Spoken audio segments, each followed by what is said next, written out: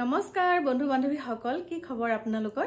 আশা কৰো সকলো ভালে কুশলে আছে প্ৰথমতে আপোনালোকক কল্পনা দিকু ডেইলি ব্লগছৰ নতুন এটা ভিডিঅলৈ স্বাগতম জনাইছো আৰু এতিয়া আপোনালোকৰ মাজলৈ আহিছো এটা বিশেষ কথা লৈ এই কেদিন মই যেন আপোনালোকৰ মাজলৈ ভিডিঅ' দি আছো মোক বহুত কেইগৰাকী কৃষ্ণ গুৰুৰ ভক্তই বহুত বেয়াকে কৈ আছে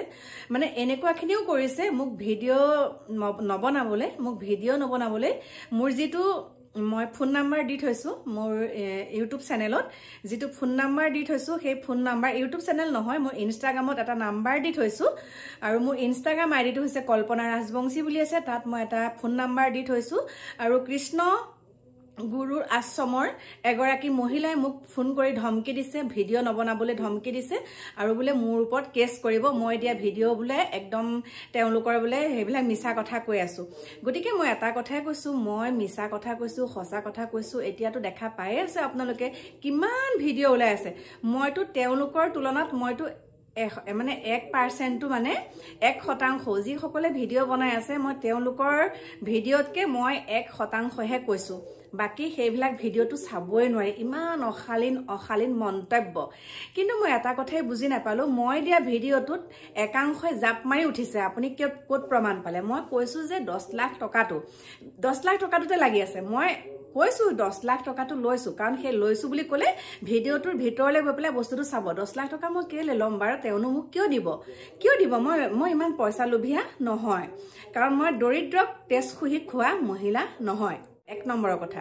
আৰু আজি মোলে এটা ভিডিঅ' শ্বেয়াৰ কৰিছে ফেচবুকত যেহেতুকে মই এক্টিভ থাকো মই ভিডিঅ' বনাও আৰু মোলে এটা ভিডিঅ' প্ৰেৰণ কৰিছে সেইকাৰণে ভাবিছো সেই ভিডিঅ'টো মই আপোনালোকৰ মাজলৈ দিও আৰু আপোনালোকে চাব মোৰ ঘৰৰ কাষতে ভাগৱত পাঠ হৈ আছে মিছা কথা নকওঁ এতিয়া ভাগৱতৰ পৰা আহি পেলাই পটাপট মোবাইলটো চাইছোহি যে এনেকুৱা এটা ভিডিঅ' মোলে দিছে গতিকে মই সেই ভিডিঅ'টো লগাই দিছো আৰু যি গৰাকী যুৱতীয়ে এই ভিডিঅ'টো বনাইছে আপোনালোকে সেই যুৱতী গৰাকীৰ কথাখিনি আপোনালোকে উত্তৰ দিয়ক বাকি মই একো নকওঁ কাৰণ সকলোৱে নিজৰ মতামত প্ৰকাশ কৰিব পাৰে হয়নে নহয় বাক স্বাধীনতা সকলোৰে আছে সকলোৱে নিজৰ মতামত প্ৰকাশ কৰিব পাৰে এইটোৱে নহয় যে কিছুমানে মোৰ মতামতটো বেয়া পাব বুলি কিছুমানে কেছ কৰিব কিবা কৰিব কিহৰ ভিত্তিত কেছ কৰিব মই কি বেয়া কথা কলো মই কি বেয়া শব্দ কৈছো তেওঁক মই কিবা মানে আসলতে চাওক মই কোৱা কথাখিনি তেওঁলোকে কিয় বেয়া পাইছে হেতু মই নেজানো কিন্তু এতিয়া যে ইমানখিনি বাতৰি ইমান নিউজত ইমান বেয়াকে কৈছে তেওঁলোকৰ ওপৰত আপোনালোকে কি কৰিব বিহিত ব্যৱস্থা কি ল'ব বিহিত ব্যৱস্থা ল'ব মোক যেন ধমকি দি পেলাই ফোন কৰিছে যে কেছ কৰিম কিবা কৰিম ঠিক আছে যি কৰা যাব মইতো কাকো মাৰ্ডাৰ কৰা নাই মই কাৰোবাক মাৰ্ডাৰ কৰিছো নেকি মোৰ ওপৰত কেছ কৰিবলৈ মই কাৰোবাক মাৰ্ডাৰ কৰিছো নেকি মই কাৰোবাৰ ভাত কাঢ়ি খাইছো নেকি মই কাৰোবাৰ ঘৰত কিবা অশান্তি কৰিছো নেকি নে মই কাৰোবাৰ লগত পৰকীয়া প্ৰেমত পৰি পেলাই মই কাৰোবাৰ জীৱন ধ্বংস কৰিছো মোৰ ওপৰত কেছ কৰিবলৈ যিখিনি কথা আমাৰ মাজত উদয় হৈছে আৰু সেই উদয় হোৱাখিনি তেওঁ নিজে কৰিছে মই কোৱা কথা নহয় উদয় যিখিনি কথা হৈছে মোৰ মনত সেই উদয় হোৱা কথাখিনিতো মই কমেই উদয় হোৱা কথাখিনিতো মই প্ৰকাশ কৰিমেই গতিকে সদায় সঁচাৰ ওপৰত মাতি আহিছো আৰু এইখিনি কথা কওঁতে যদি মোৰ ওপৰত কেছ মামলা হয় তেনেহলে মই জেললৈ যাবলৈও সাজু আছো আৰু মই আশা কৰিছো মোৰ বিশ্বাস মোৰ লগত 10 জন মানুহ হলেও ওলাব মোক বহুতে কৈ আছে আপোনাৰ ওপৰত কেছ কৰক আমি আপোনাৰ লগত যাম আমি প্ৰমাণ দিম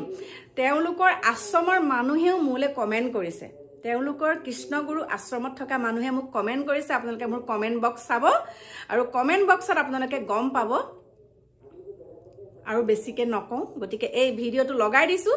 এই যি গৰাকী যুৱতীয়ে এটা ভিডিঅ'টো বনাইছে মোক প্ৰেৰণ কৰিছে এগৰাকীয়ে মোলে শ্বেয়াৰ কৰিছে মই সেইকাৰণে আপোনালোকৰ মাজলৈ দিছো আৰু আপোনালোকৰ মতামত জনাব বাকি সকলো ভালে কুশলে থাকিব প্ৰভু ভগৱন্তই সকলোকে কৃপা কৰক সেইখিনিকে কৈ পেলাই এতিয়া আপোনালোকৰ মাজৰ পৰা বিদায় লৈছো তাৰ আগতে আপোনালোকে এই ভিডিঅ'টো চাই লওক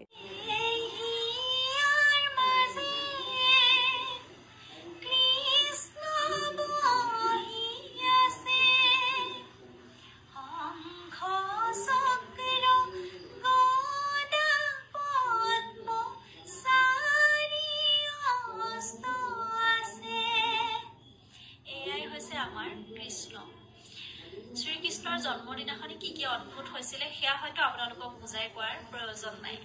আৰু শ্ৰীমন্ত শংকৰদেৱে সৰুকালতে ভৰালুইখন পাৰ হৈছিল কৰতল কমল লিখিছিল কীৰ্তন দশম গুণমালা নামঘোষা হৈছে আমাৰ শংকৰ মাধৱৰ অৱদান আৰু সেই গুৰু দুজনাৰ সৃষ্টিৰাজি হয়তো বেলেগকৈ কোৱাৰ প্ৰয়োজন নাই। শ্ৰীকৃষ্ণই কনিষ্ক আঙুলিৰে গোবৰ্ধন পৰ্বত দাঙি ধৰিছিল আৰু তেওঁৰ কি কি অদ্ভুত মহিমা আছে সেয়া হয়তো শাস্ত্ৰ গীতা ভাগৱত ইত্যাদিত আপোনালোকে নিশ্চয় পঢ়িবলৈ পাইছে। কথা হ'ল কৃষ্ণগুৰুৰ কিছুমান ভক্তই ভিডিঅ' বনাই থকা দেখিছো। তেওঁলোকে কৈছে যে আমাৰ প্ৰভু ঈশ্বৰ শ্ৰীকৃষ্ণৰ অৱতাৰ, আমাৰ প্ৰভু ঈশ্বৰ শংকৰদেৱৰ অৱতাৰ। প্ৰথমতে আপোনালোকে এইটো ক্লিয়াৰ কৰকচোন, আচলতে তেওঁ শংকৰদেৱৰ অৱতাৰ নে কৃষ্ণৰ অৱতাৰ? আপোনালোকৰ ঈশ্বৰৰ সৃষ্টিৰাজি কি? আপোনালোকৰ প্ৰভু ঈশ্বৰে শংকৰ মাধৱৰ নিচিনাকৈ কেইখন পুথি লিখিলে? এইকেইদিন এগৰাকী কৃষ্ণগুৰুৰ ভক্তৰ ভিডিঅ' মোৰ তাত বাৰে বাৰে আহি আছে। তেখেতে কি কয় জানেনে? আৰু প্ৰভু ঈশ্বৰৰ অৱতাৰ হৈছে শান্তক পালন, দুষ্টক দমন কৰিবৰ কাৰণে। যদি আপোনালোকৰ প্ৰভু ঈশ্বৰে দুষ্টক দমন কৰিবৰ কাৰণে অৱতাৰ লৈছে, তেতিয়াহ'লে আমাৰ অসমত অপৰাধ, অন্যায়, ধৰ্ষণ, হত্যা এইবিলাক যে হৈ আছে, বিভিন্ন পাপ হৈ আছে, সেই দুষ্টসকলক কিয় দমন কৰিব পৰা নাই? বেলেগৰটো বাদ দিছো, প্ৰভু ঈশ্বৰৰ আশ্ৰমত যিবিলাক পাপ হৈ আছে সেইবিলাক কিয় খণ্ডন কৰিব পৰা নাই বা সেইবিলাক তেওঁ কিয় দেখা নাই? কমেণ্টত পাইছো, কিছুমান কমেণ্ট পাইছো, তেওঁলোকে কৈছে যে মই সেই প্ৰভু ঈশ্বৰৰ তাৰমানে হোষ্টেলত আছিলো, তাত থাকোতে তেওঁলোকে চিকিউৰিটি ফিজ লৈছিলে আৰু যেতিয়া স্কুলৰ পৰা ওলালো সেই সময়ত তেওঁলোকে চিকিউৰিটিৰ ফিজটো ঘূৰাই দি দিলে। আপোনালোকৰ যদি প্ৰভু ঈশ্বৰে হয়, ভগৱানে হয়, তেতিয়াহ'লে তেওঁৰ ইমান টকাৰ প্ৰতি মোহ কিয়? কাৰণ ভগৱানকতো মই জনাত টকাৰ প্ৰয়োজন নাই। ভগৱানে কোৱা নাই যে মোক তুমি টকা দিয়া, মোক তুমি আমুক দিয়া, কেতিয়াও কোৱা নাই। ভগৱানক যদি আপুনি ফুল এপাহো দিয়ে তাতো সন্তুষ্ট হয়। ভগৱানক যদি আপুনি পানী এচলো দিয়ে তাতো সন্তুষ্ট হয়। ভগৱানক যদি একো নিদিও আপুনি তেওঁৰ ওচৰত সেৱা লয় তাতো ভগৱান সন্তুষ্ট হয়। তেতিয়াহ'লে আপোনালোকৰ ঈশ্বৰ, প্ৰভু ঈশ্বৰ কিয় সন্তুষ্ট নহয়? টকা দিলেহে যে তেওঁ সন্তুষ্ট হয় কিয়?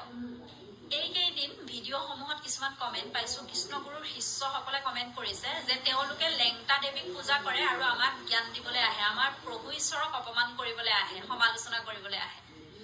তেতিয়াহ'লে মই আপোনালোকক এটা কথা সুধিছো, আপোনালোকৰ প্ৰভু ঈশ্বৰে আপোনালোকক এইখিনিয়ে শিক্ষা দিছেনে যে এগৰাকী হিন্দু দেৱীক আপোনালোকে অপমান কৰিছে, হিন্দু ধৰ্মক আপোনালোকে অপমান কৰিছে? আপোনালোকৰ যদি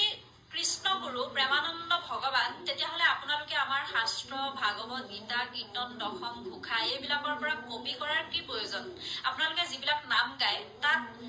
নামঘোষাৰ পৰা কপি কৰাই, মাত্ৰ তাত মাজত এটা দুটা শব্দহে আপোনালোকে নিজেই সুমুৱাই দিছে, অৰ্থাৎ সাল সলনি কৰি দিছে। ভগৱান হৈ পেলাই তেওঁ নিজৰ কিয় সৃষ্টিৰাজি নাই? তেওঁ নামঘোষা বা কীৰ্তন, শাস্ত্ৰ, ভাগৱত এইবিলাক